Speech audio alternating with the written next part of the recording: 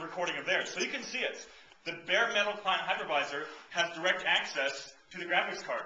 So full 3D applications, animations, video, everything you get runs natively as if it's native on the laptop, but it's still a hypervisor.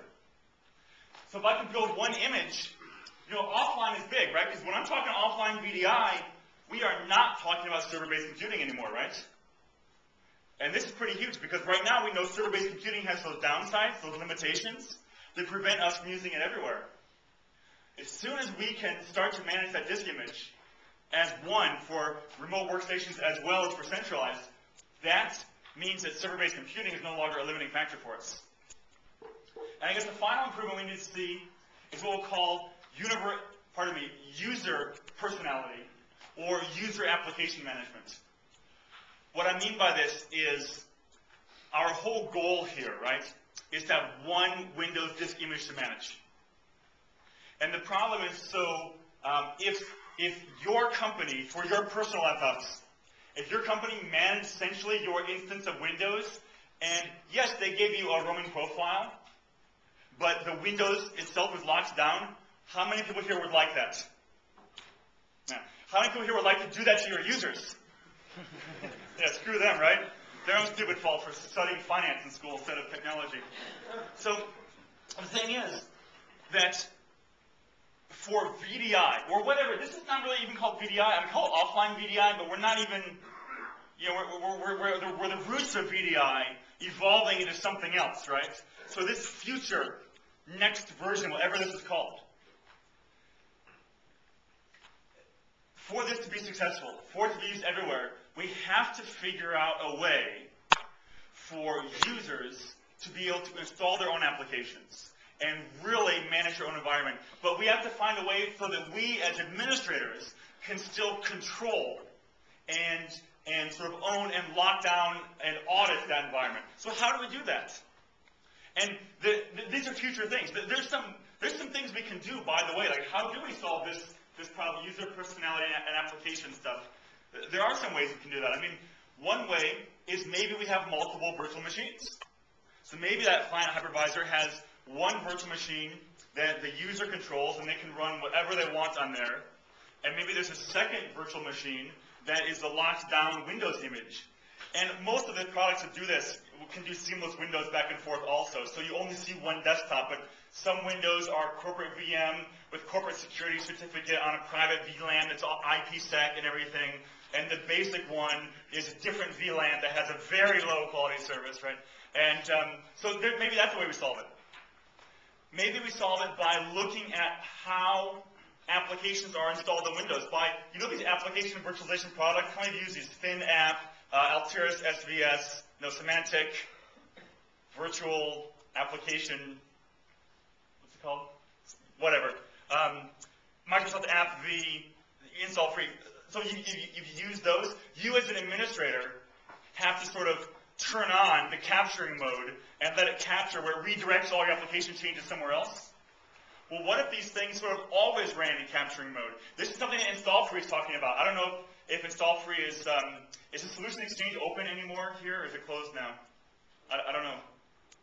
So, but Install Free, for example, is doing this now with the user installed applications. They're talking about doing it now, I should say. And I'm sure the others are coming along in the same way, where maybe we still have locked down Windows, yet we still allow our users to install Google Earth and Skype and all of these applications. It's just always running in redirection mode and redirecting packaging on demand these user-installed applications to a personal user disk, just like we remove their profiles and their data over there. So what that allows us to do is still have an underlying base image that's Windows that we can control as admins, and then maybe the users can still install their own applications. And then there's all sorts of security and compliance and auditing and management around that. My point, though, with this is that this technology is coming. And in fact, all of these technologies are coming. So if I gave this presentation 6 months ago, which maybe I did, we'd say, yeah, someday we'll have this kind of stuff. But now, even 6 months later, it's only 6 months later, right? And the user density, we're seeing improvements there right now. We're seeing this remote display protocol improvements, all these things. We are seeing products either coming out right now or vendors announcing these products. And I think that very soon, in that not next week, but longer than the 10 years it took terminal server to get where it is today, I think very soon these problems are going to be solved. And when these problems are solved, I think we can use this for every single user, every single desktop in our environment. And whether we call this VDI or VDI Plus or just desktops, this can be big. So when you say, is VDI just a fad? It depends. I think the server-based computing version of VDI we have today has a very limited use case. This is not a fad. If you call this VDI, then no, VDI is not a fad. If you call VDI a thin little slice of what it does today, then sure, it's a fad, and we will evolve into this. So, how quickly are we evolving into this? I'm going to say we will be there by June 2010. Why? I gave talks around this for quite some time. In April, May of 2008, so almost 1 year ago, I was saying, yeah, 2 years. I think in 2 years these problems will be solved, and the technical limitations that prevent us from using that will not exist anymore. And I said this in April, and I said this in May, and then I said this in June. And in June, during the questions of the session, someone said, hey, I saw your session last month, and you said it was in 2 years. And now you're saying it's 2 years, but it's 1 month later. Shouldn't that be 1 year and 11 months? And I said, no, it's just like kids. I would love to have kids in 5 years. And I've been saying that for 15 years now. But, so in this case, I changed it. I still want kids in 5 years. But VDI will be useful everywhere by June 2010. Now, that does not mean that everyone's going to be using it in June 2010. I think that in June 2010, the technology will be in place that will allow people to use it in as many places as they want. So what does that mean? In June 2010, is terminal server dead? Absolutely not.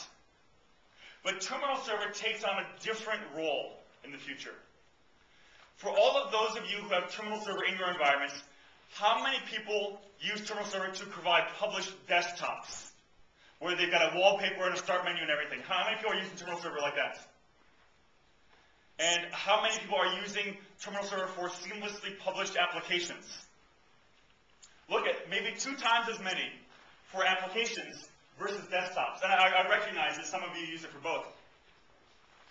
My point is that in the now and in the future, we will always have to look at our applications on an application-by-application basis. Look at application, figure out the use case. What makes sense for this application? Is it server-based? Is it client-based? What are the application compatibility requirements? What other software does it need to interact with? Where do I need to run it? Do I have to use it offline? What will happen, I think we'll see, is that server-based computing has advantages: maps, management, access, performance, security. Those advantages do not disappear in 2010. But I think that from a desktop standpoint, this here is what we can use for all desktops in 2010. So terminal server does not die. I think terminal server delivers applications into our desktops.